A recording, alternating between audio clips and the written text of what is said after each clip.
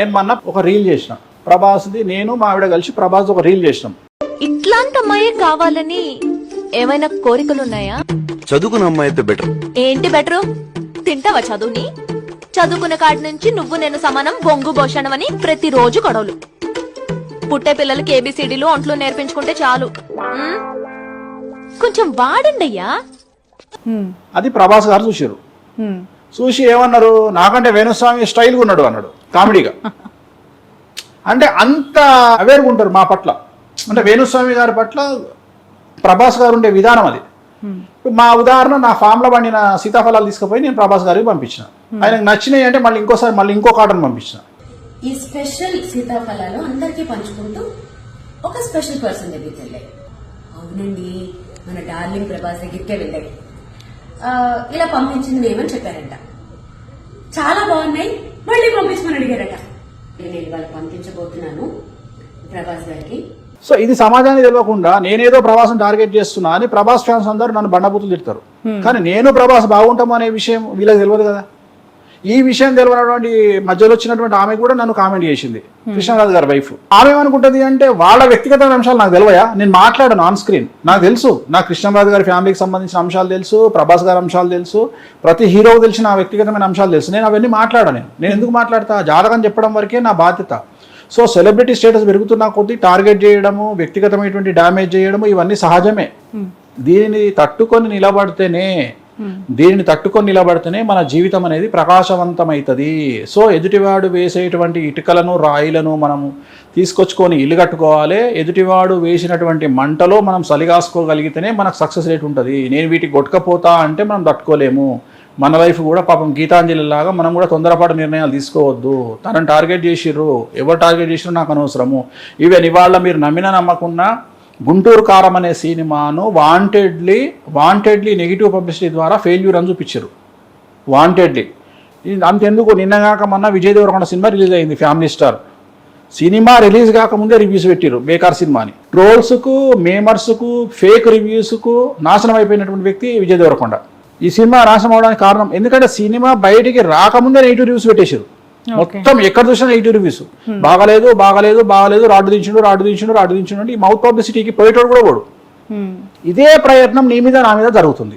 ఎట్లా? వేణుస్వామి జ్యోతిష్యం పనిచేయదు అని జనాలలోకి ఇంజెక్ట్ చేసి వేణుస్వామి దగ్గరికి క్లయింటేల్ పోకుండా చేయాలి అని సింపుల్ లాజిక్ ఉంది దాంట్లోనే. వేణుస్వామి జ్యోతిష్యం పని చేయదు అని నువ్వు ఇంజెక్ట్ చేయాలనుకుంటున్నావు అంటేనే వేణుస్వామి జ్యోతిష్యం పనిచేస్తుందని అర్థం. లేకపోతే ఇప్పుడు ఇంతమంది జ్యోతిష్కులు ఉన్నారు, ఒక్క జ్యోతిష్కుడు కూడా ఇంత పబ్లిసిటీ వచ్చిన జ్యోతిష్కులు లేరు. ఉదాహరణ, ఈ మధ్యకాలంలో ఒక జ్యోతిష్కుడు నా మీద ఒక తమ్మునేలు పెట్టిండు, వేణుస్వామి ఎప్పుడు చచ్చిపోతాడంటే. చూసింటావు నువ్వు. తమ్మునేలు పెట్టిండు ఏమని అంటే, వేణుస్వామి ఎప్పుడు చచ్చిపోతాడంటే అని తమ్మునేలు. అతను పెట్టిన 200-300 వీడియోలు చూస్తే అన్ని వీడియోలు 100, 200, 60, 70 వ్యూస్. నాదొక్కటి మాత్రం 2,50,000 పోయింది. నా తమ్మునేలు పెట్టింది. That is my brand.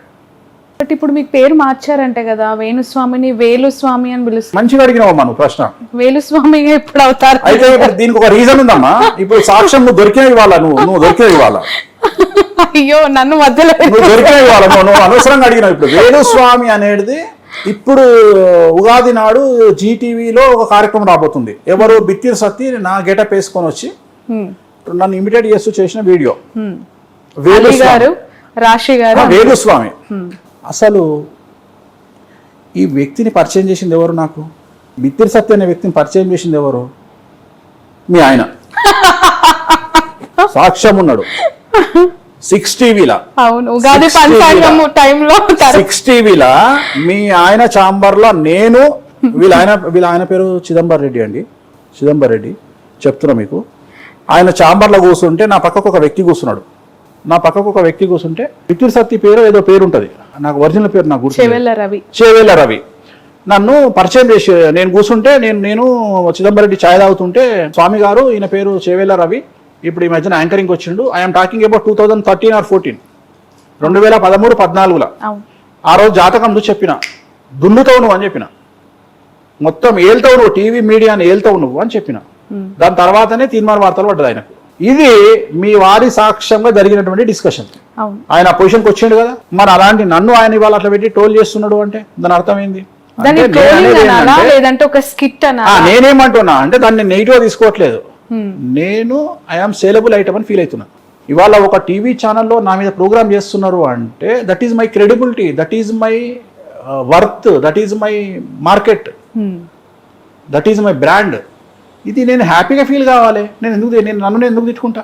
చివరికి జ్యోతిష్కులకు కూడా నేను ఇన్స్పిరేషన్ కదా. ఒక జ్యోతిష్యుడు కూడా లాస్ట్కు తన రేటింగ్స్ పెంచుకోవాలంటే, తన వ్యూస్ పెంచుకోవాలంటే వేణుస్వామి ఎప్పుడు చచ్చిపోతాడు అని తమ్మునేలు పెట్టి మరీ వేస్తున్నాడు అంటే, అలాంటి జ్యోతిష్యులు ఒక చిన్న జ్యోతిష్యులకు ఇవాళ స్టార్ హీరో ఎగ్జాంపుల్ నాకు తెలిసి నేను జ్యోతిష్యంలో నేను ప్రభాస్ లాంటి జ్యోతిష్యం అనేటువంటిది ఇవాళ మార్కెట్లో వినబడుతుంది అంటే వేరు చేసి చూడలేం.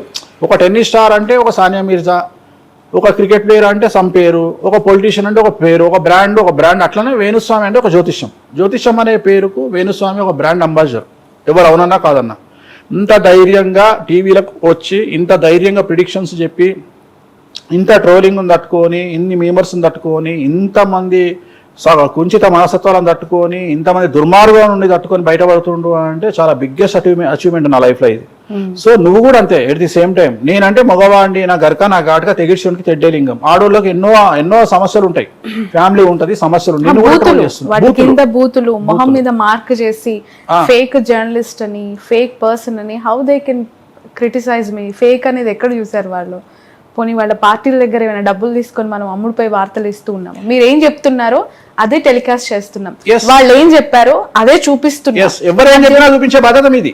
అది కూడా హైకమాండ్ చెప్పి, నేను ఇటు సైడ్ వాళ్ళకి పడని వర్గం నుంచి ఇంటర్వ్యూలు తీసుకున్నట్టే అటు సైడ్ వర్గం నుంచి కూడా నేను ఇంటర్వ్యూలు తీసుకొని టెలికాస్ట్ చేసిన దాన్ని.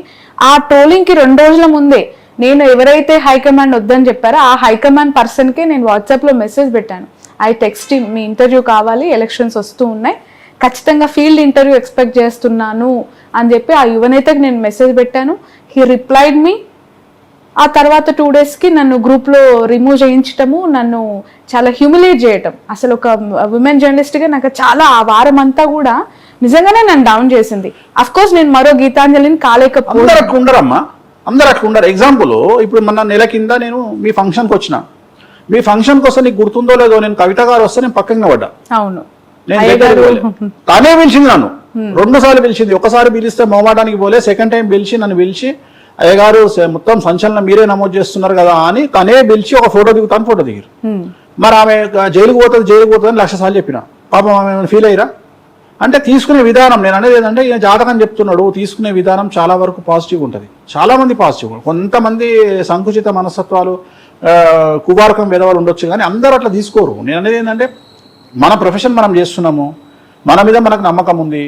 So go head. వీళ్ళు ఎన్ని రోజులు మా అంటే జూన్ 4వ తేదీ, జూన్ 4 అయినాక దుకాణాలు బంద్ అవుతాయి, మళ్ళీ నార్మల్ అయిపోతుంది లైఫ్. మళ్ళీ 4 ఏళ్ళు మళ్ళీ నార్మల్, మళ్ళీ అదే సంవత్సరం మళ్ళీ 29 ఎలక్షన్లకు మళ్ళీ గిదే వెళ్ళి సురువు అవుతాయి. సో మనకు అలవాటే కదా, వానాకాలం వాన వచ్చినట్టే ప్రతి సంవత్సరం ప్రతి ఎలక్షన్లో వీళ్ళు వస్తూనే ఉంటారు, పోతూనే ఉంటారు. సో వీళ్ళ లైట్ తీసుకోవాలి. ఇప్పుడు ఆపరేషన్ లేకుండానే మోకాళ్లకు ప్లాస్మా ట్రీట్మెంట్, మీ ఆర్థోపెటిక్ సమస్యలన్నిటికీ రోబోటిక్ టెక్నాలజీ ద్వారా తక్కువ ఖర్చుతో శాశ్వత పరిష్కారం, ఫ్రీ కన్సల్టేషన్, ప్రతి ట్రీట్మెంట్ పై 20% డిస్కౌంట్. ఈ ఆఫర్ కొద్ది రోజులు మాత్రమే, త్వరపడండి. V9 hospitals 9281465842.